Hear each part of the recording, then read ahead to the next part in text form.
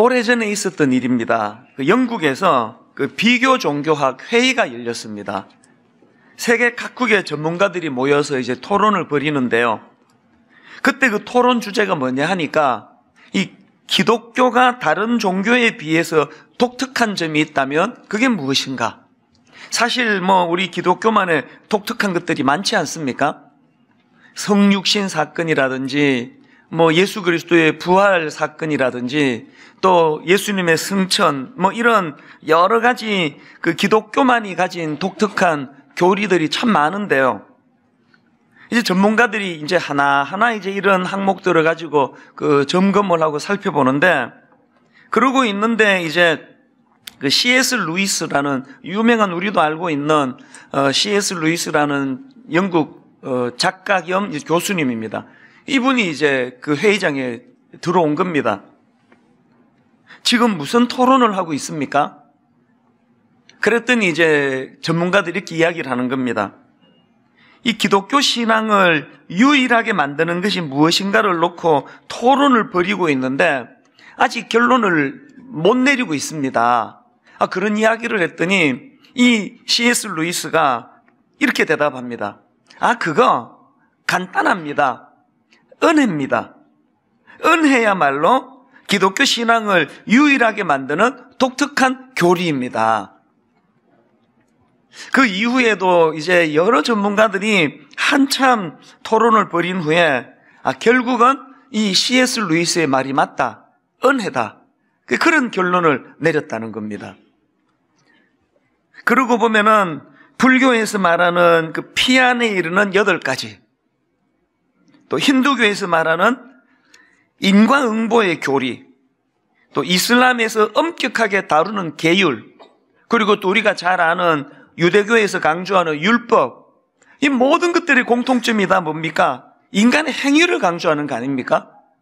그런데 유일하게 기독교만이 그런 인간의 행위가 아닌 값없이 주어지는 하나님의 은혜, 이게 우리들만의 독특성이라는 겁니다.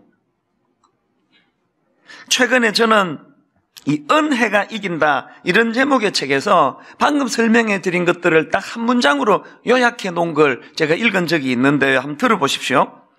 모든 종교는 무엇인가 하라, 그러면 신이 용납할 것이다 라고 말하지만 하나님은 다 이루었다 라고 말씀하십니다. 참 재밌게도요, 여기에 이제 모든 종교는 무엇인가 하라, 여기에 괄호를 하고 영어로 do 이거를 넣어놨고요. 또 하나님은 다 이루었다라고 말씀하신다고 여기에 괄호를 하고 영어로 done. 그래서 이게 do라는 단어하고 done이라는 단어가 갖고 있는 이게 확 와닿는 거예요. 모든 종교는 우리가 뭘 하기를 원합니다. 그리고 또 그거에 따라서 평가가 이루어진다고 이야기하는데 하나님은 내가 다 했다, 다 이루었으니까 그런 걸로 애쓰지 마라. 이게 은혜거든요. 제가 앞에서 인용했던 그 C.S. 루이스의 일화는 옥하는 목사님께서 그 교회갱신협의회라고 그 목회자들 모임이 있는데 그때 목사님이 그 강의하셨던 그 강의에서 제가 이 일화를 들었거든요. 근데 나중에 보니까 이제 목사님도 이제 어느 책에서 인용한 거였지만 그때 그 목사님이 그 설교 시간에 그 설교 본문으로 잡았던 게 고린도전서 15장인데요. 자, 여러분 고린도전서 15장 8절에서의 바울의 이 고백을 한번 들어보십시오. 맨 나중에 만삭되지 못하여 남자 같은 내게도 보이셨느니라. 지금 여기서 이 내게도 보이신 사건, 이게 은혜라고 하는데요. 그럼 지금 내게도 보이셨느니라 할 때 이 내게 할 때 나는 어떤 상태인가를 바로 그 다음 9절에 보면 알 수 있습니다. 바울이 이렇게 이야기합니다. 나는 사도 중에 가장 작은 자라.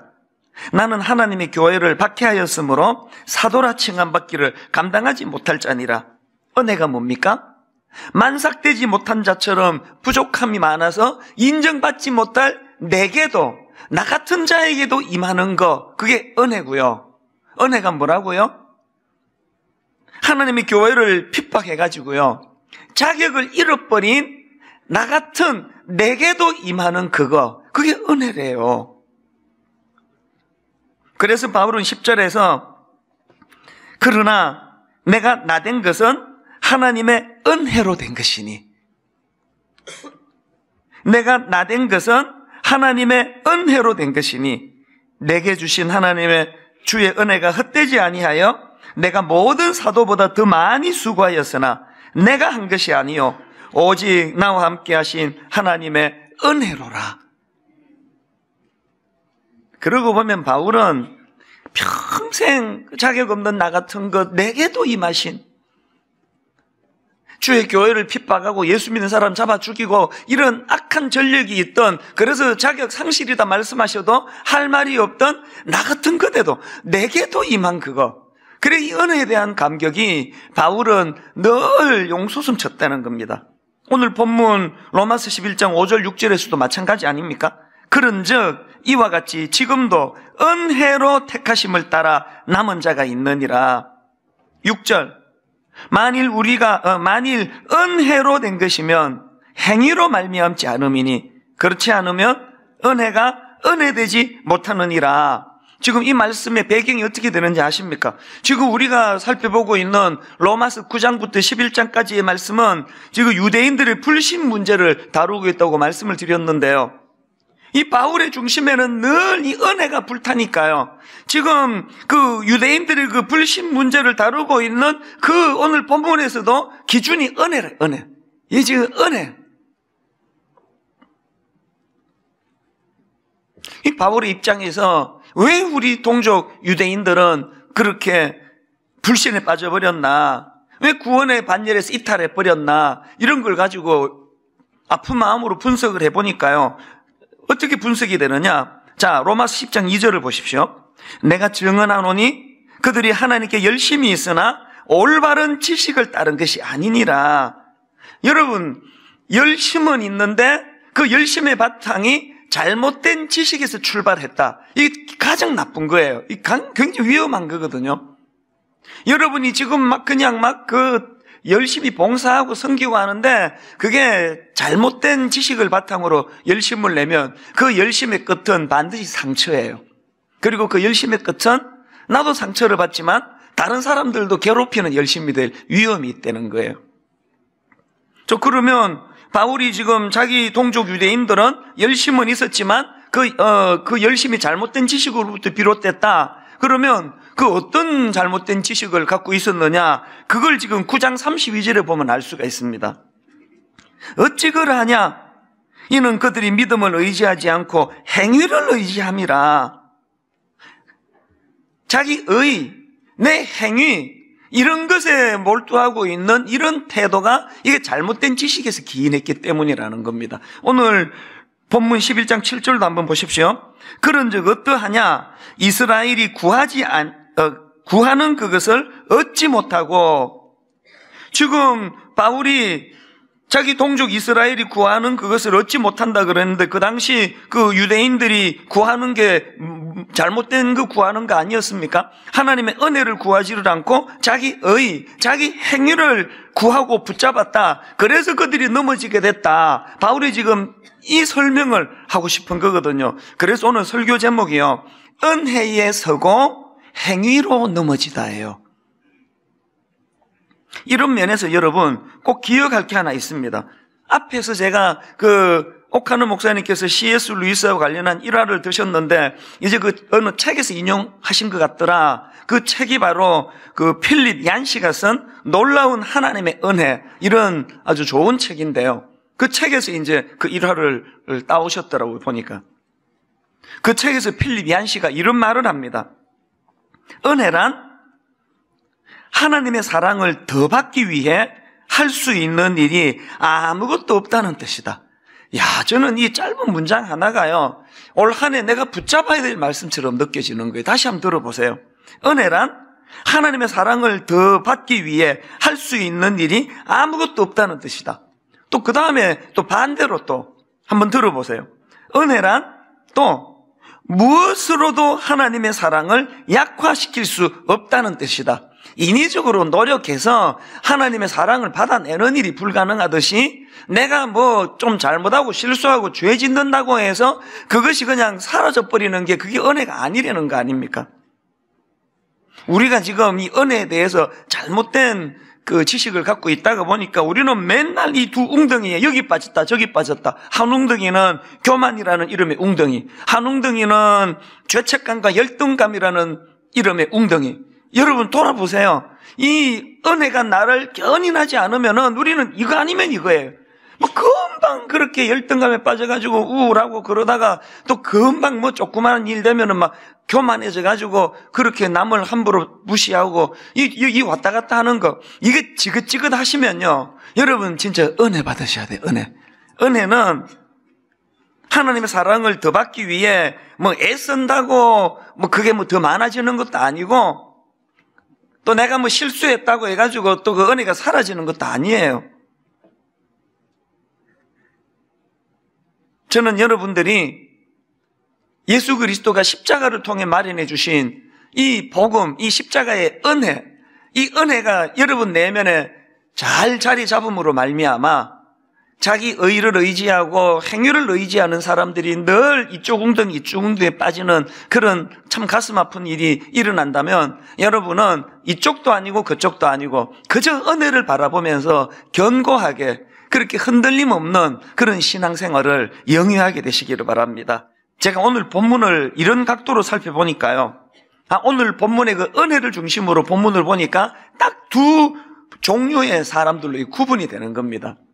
똑같은 유대인들인데도 한 부류는 바울처럼 그 은혜, 이 은혜를 중심으로 하나님 주시는 은혜에 대한 감격이 자기 삶에 넘치도록 하는 그런 부류의 사람들이 있고요. 그런가 하면은 나머지 한 부류는 대다수의 유대인들처럼 자기 의를, 자기 행위를 의지해가지고 그렇게 그 드라이해지는 건조한 인생을 살아가더라는 거예요. 그래서 제가 오늘 이 본문 말씀을 가지고 오늘 본문에 등장하는 이 두 부류의 특징, 또 그 차이점, 이런 것들을 좀 말씀을 드리려고 하는데요. 자, 여러분, 첫째로요, 은혜의 감격으로 사는 인생의 특징이 뭐냐? 여기 대부분의 그리스도인들은 이 첫 번째 항목에 해당되기 때문에 여러분 점검해 보셔야 됩니다. 은혜의 감격으로 사는 인생의 특징은요, 하나님 사랑에 대한 신뢰와 확신이 있다는 사실이에요. 오늘 본문 1절을 보니까 바울이 이렇게 선포합니다. 그러므로 내가 말하노니 하나님이 자기 백성을 버리셨느냐? 그럴 수 없느니라. 이 하나님에 대한 신뢰. 제가 여러분 오늘 이 시대 목사로 살아가는 게 참 슬픈 게 하나 있습니다. 그 뭐가 슬픈가 하면은요, 1960년대 70년대 그 목회하셨던 목사님들을 제가 가만히 생각해 보니까 그 당시로는 목사님들이요 무슨 말씀을 하시잖아요. 어지간한 어쨌건 틀렸는데라는 증거가 없으면 어지간하면 다 믿어주던 분위기였습니다. 그때는. 그거 아닌데. 그래도 뭐 목사님이 말씀하시니까 맞겠지 뭐. 그런 분위기였거든요. 지금 오늘 우리 시대에 목회자가 제가 뭐라고 말하잖아요. 그러면 어지간한 증거가 없으면 안 믿는 분위기예요. 저기 이렇게 설교를 하면 어떤 젊은 사람들은 막 검색해봐요. 저게 또 저 구라치는 거 아니야? 맞네. 제가 우리 그 화요일 오전에 교역자 모아놓고 제가 특강하고 할 때 한 10번 이상 얘기한 게 그거예요. 오늘 우리 시대가 이런 시대 아니냐. 어지간하면 안 믿는 분위기다. 특별한 증거가 없으면 믿어주지 않는 분위기이기 때문에 여러분들이 이유야를 막론하고 정직해야 된다. 진실해야 된다. 누구 앞에서도 저분이 이야기하면 저거 분명히 맞는 이야기일 거야. 이걸 얻어내지 못하면 목회를 할 수가 없다. 제가 분당 우리 교회를 딱 개척하고 얼마 있다가 어느 목사님하고 식사를 하는데 규모가 꽤 큰 교회의 목사님인데도 참 슬픈 이야기를 하더라고요. 이분이 무슨 일인지 모르지만 자기 교회에서 그 성도들한테 어쩌다가 불신을 당하는 일이 있었는데요. 그런 일을 만들어 버렸는데, 그랬더니 한 번 성도들이 불신을 하니까 사사건건 불신을 하시는데 괴로워 죽을 것 같다는 거예요. 그래서 그게 저에게 너무너무 소중한 교훈이 됐습니다. 목회자가 30년, 40년 목회를 했는데도요, 한 번 치명적으로 불신받을 짓을 하면은 영원히 회복이 안 되는 거구나. 이게 저에게 두려우면서 너무너무 중요한.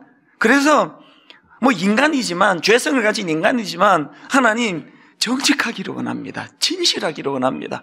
교회가 무슨 음흉한 뭐가 없기를 바랍니다.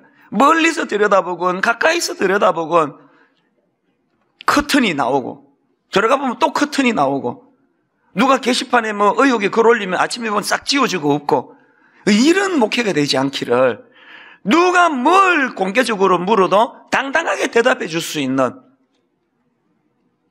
오늘 저는 목회자가 이런 불신을 당하는 시대를 살아가고 내가 거기에 목회자로 사는 게 너무 마음이 아프고 힘들지만 생각해 보면 그렇게 나쁜 것만은 아니에요.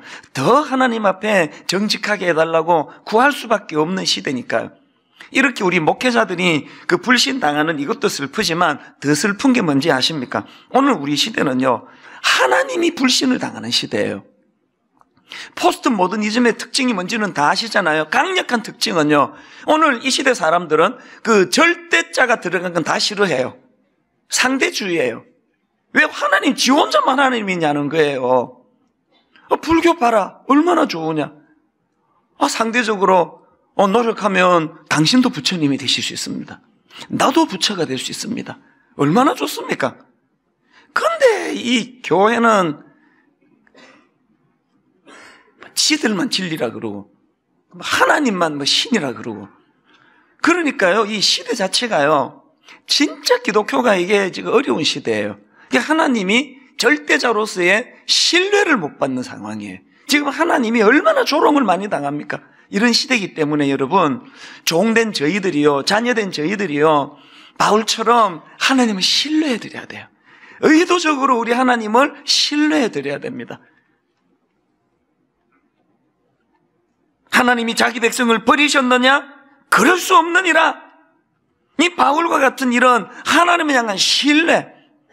지난번에도 말씀드렸지만 우리 고등학교 2학년짜리 이 막내 아들 녀석이 요새 이 머리에 지각 활동이 막 왕성한지, 얘가 하나님한테 관심이 많은데 대부분이 하나님에 대해서 못마땅한 관심이에요.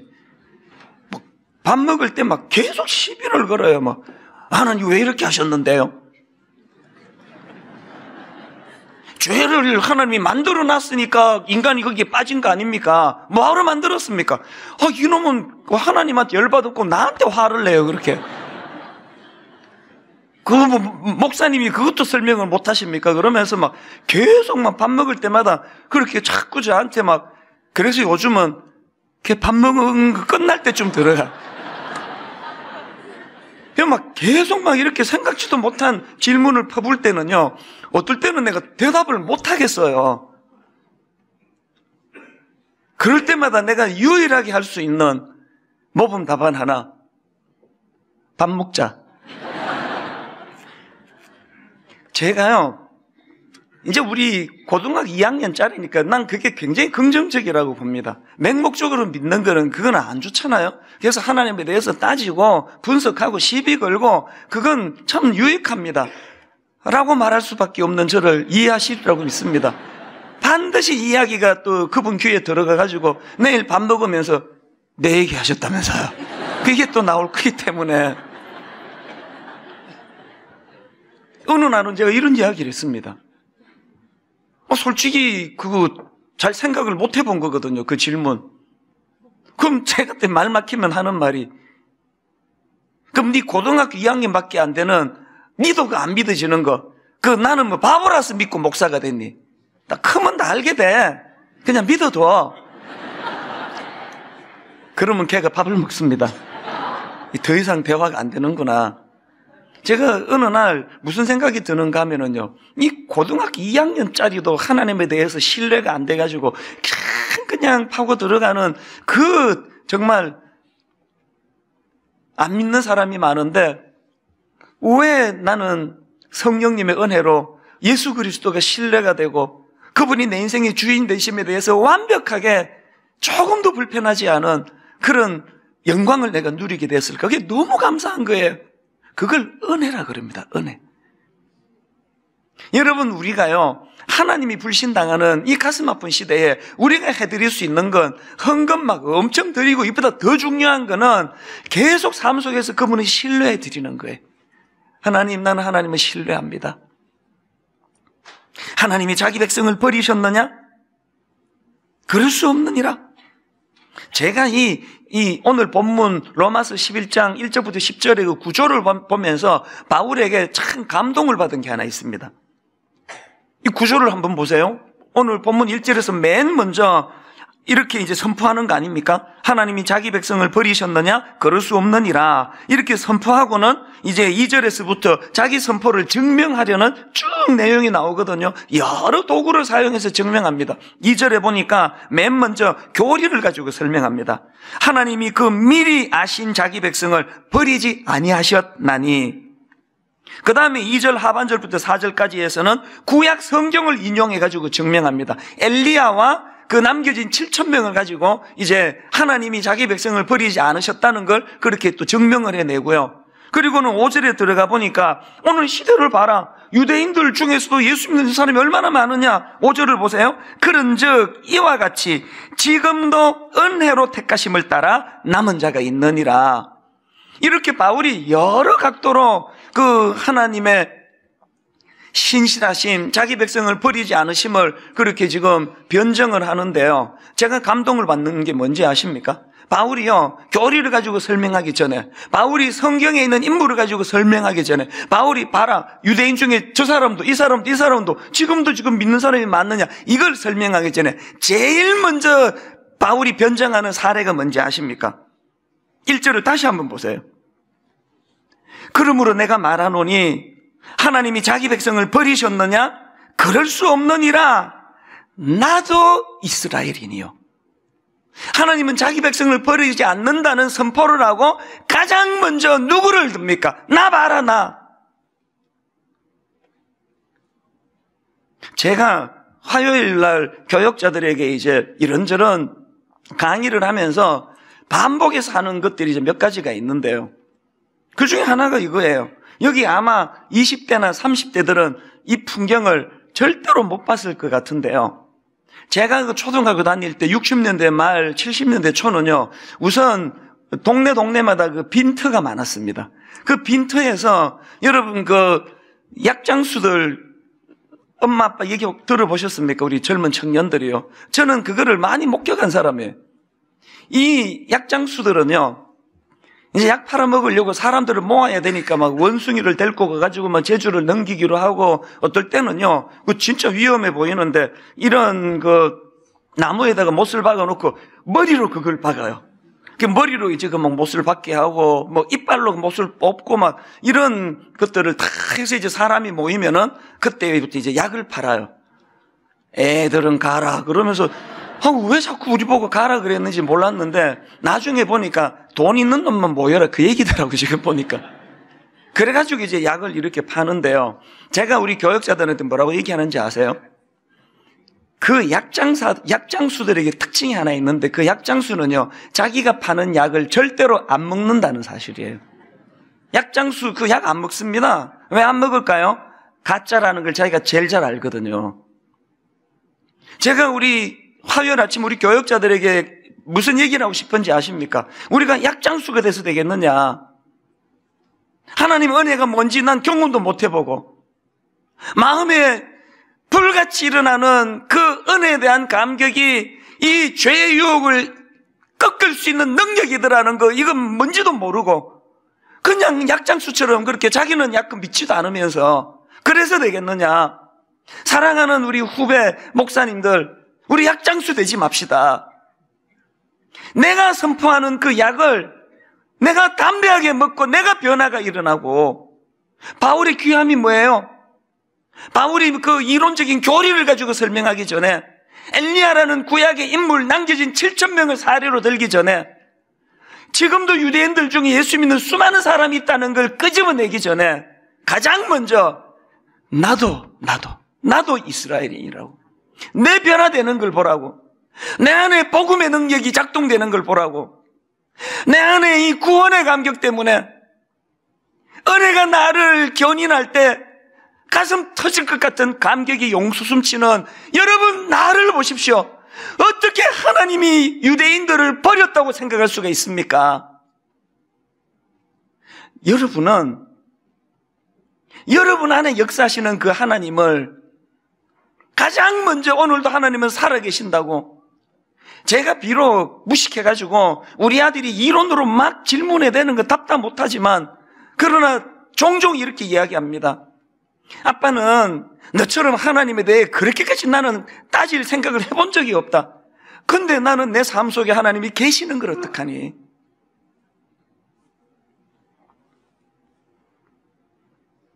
우리가 삶 속에서 하나님이 내 안에서 오늘도 능력으로 일하고 계시고, 그분이 은혜로 우리로 감격하게 하신다는 이 사실. 그래서 저는요, 여러분이 아시지만 설교 시간에 뭐 슈바이처가 뭐 어쩌고 아브라함 링컨이 뭐 통나무를 자르다 뭐 그런 예화를 거의 저는 들지 않아요. 사실은 어떨 때는 나도 좀 슈바이처 얘기 좀 하고 싶어가지고 다 준비하는데 나중에 막 설교가 너무 원고가 길어지면 우선순위로 빼는 게 남의 이야기예요. 슈바이처가 뭐 주님을 어떻게 믿었고 아브라함 링컨이 얼마나 정직한 게 별로 중요하지 않아요. 중요한 건요, 이번 한 주간 동안 설교자인 저에게 먼저 임하신 하나님의 능력, 설교자인 저에게 은혜로 부어주시는 은혜가 어떤 영향을 미쳤는지, 이 감격이 많다가 보니까 제 이야기는 주로 지난 한 주간에 겪었던 은혜들을 나누는 게 많아요. 제가 설교 시간에 혹여 지난 주간에 감격된 무엇을 자랑한다면 그거는 내 안에 계시는 예수 그리스도를 자랑하는 거고요. 지난 한 주간 내가 참 부끄럽고 수치스러운 걸 담대하게 오픈할 수 있는 담대함은 어디서 나오느냐? 은혜는 그런다고 쫓아내는 하나님의 영역이 아닌 걸 알기 때문에 내 부끄러운 걸 고백할 수 있는 거거든요. 여러분, 한 주간 마음이 낙심이 될 때, 너무너무 답답할 때, 여러분 안에 있는 이 은혜의 감격이 작동이 돼서 그걸 이길 수 있는 힘이라는 걸 좀 맛보면서 그렇게 사시면 좋겠습니다. 그래야 우리가 약장수가 되지 않잖아요. 세상에 가장 비참한 게 자기도 못 믿으면서 돈 벌려고 그 남한테 팔아먹는 약장수가 가장 못된 거 아닙니까?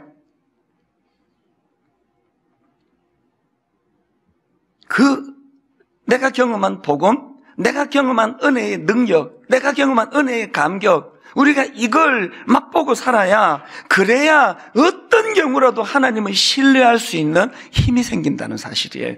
여러분 다 아시지만 고린도후서 12장에 바울이 그 육체의 가시라고 표현하는 그게 간질인지 안질인지 모르지만 너무너무 그 자기를 괴롭히는 그 문제를 가지고 하나님께 구하는데 하나님이 응답을 안 해주세요. 네 은혜가 네게 족하다. 이 시험 들기 딱 좋은 말씀 아닙니까? 그런데 여러분, 이렇게 시험 들기 딱 좋은 네 은혜가 네게 족하다 그렇게 말씀하시는 말씀 앞에 바울이 어떤 반응을 보입니까? 9절 하반절을 한번 보세요. 그러므로 도리어 크게 기뻐함으로, 이 정신 나간 사람 아닙니까? 네 기도 응답 안 됐다, 미안하다, 난 네 그대로가 좋다고 생각한다. 그랬더니 낙심하는 게 아니라 내가 도리어 기뻐함으로 나의 여러 약한 것들에 대하여 자랑하리니. 정신 나간 사람이 아닌 게요, 왜 그럴 수 있었는가를 그 끝부분에 분명히 이야기를 하잖아요. 왜 그렇다고요? 왜 자랑한다고요? 이는 그리스도의 능력이 내게 머물게 하려 함이라. 내 경험해 보니까 내가 약할수록 은혜의 감격이 능력이 되더라. 이건 저도 경험하는 거예요. 여러분, 제 경험상요, 저의 낙심은 전부 하나님의 희망이 되더라고요. 저의 낙심이 왜 하나님의 희망이 되는지 아십니까? 힘이 빠지니까, 내가 초라해지니까 은혜를 붙잡게 되더라고요. 은혜를.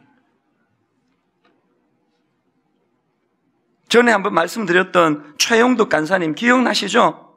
이 찬양을 만드신 분요, 하나님 한 번도 나를 실망시킨 적 없으시고 언제나 공평과 은혜로 나를 지키셨네.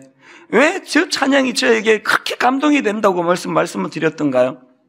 저거 이론으로 그냥 책상에 앉아가지고 문학적으로 쓴 게 아니고요. 놀랍게도 저 찬양을 만든 그 최용덕 간사님의 딸아이가 어린 초등학교 때 발병해가지고 사춘기 16인가 그 나이에 그 병으로 목숨을 잃어버리는 절망을 경험한 분이 쓴 찬양이란 말이에요. 억장이 무너지는 그 어린 눈에 넣어도 아프지 않은 딸 자식을 먼저 하나님께 보내드리는 억장이 무너지는 고통을 경험했던 이분이 2절에서 쐐기를 박는 가사를 거기다 넣었잖아요. 지나온 모든 세월들 돌아보아도 그 어느 것 하나 주님의 손길 미치지 않은 것이 전혀 없습니다. 어떻게 이런 고백이 가능하자고요? 은혜의 능력이 그런 거예요. 그 과정에서 절망만 있었던 게 아니라는 걸 알 수 있는 거 아닙니까?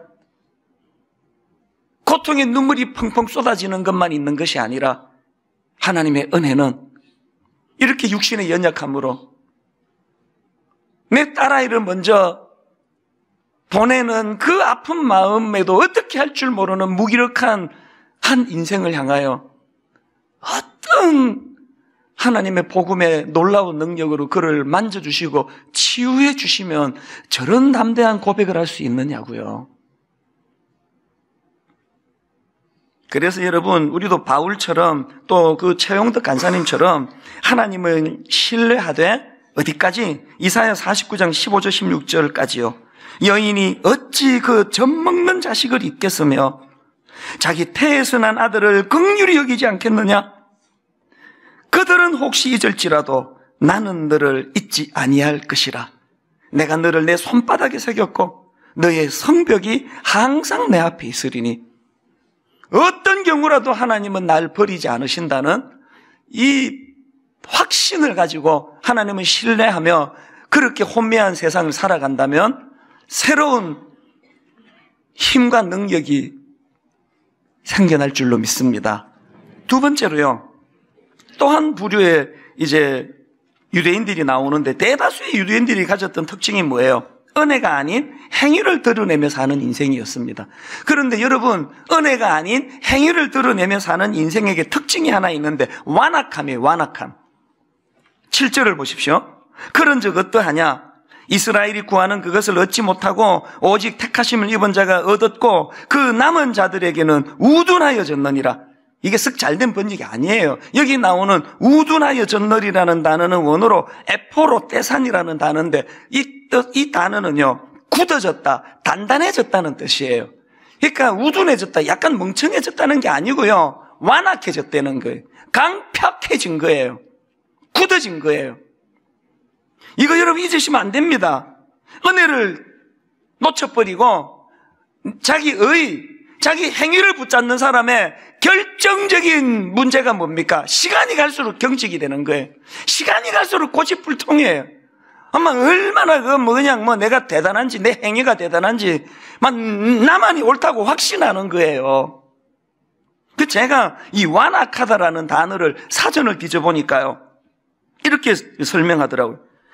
성질이 억세게 고집스럽고 사납다. 근데 이거 처음에 잘못 읽어가지고 이렇게 읽었습니다. 성질이 억수로 고집스럽고 사납다.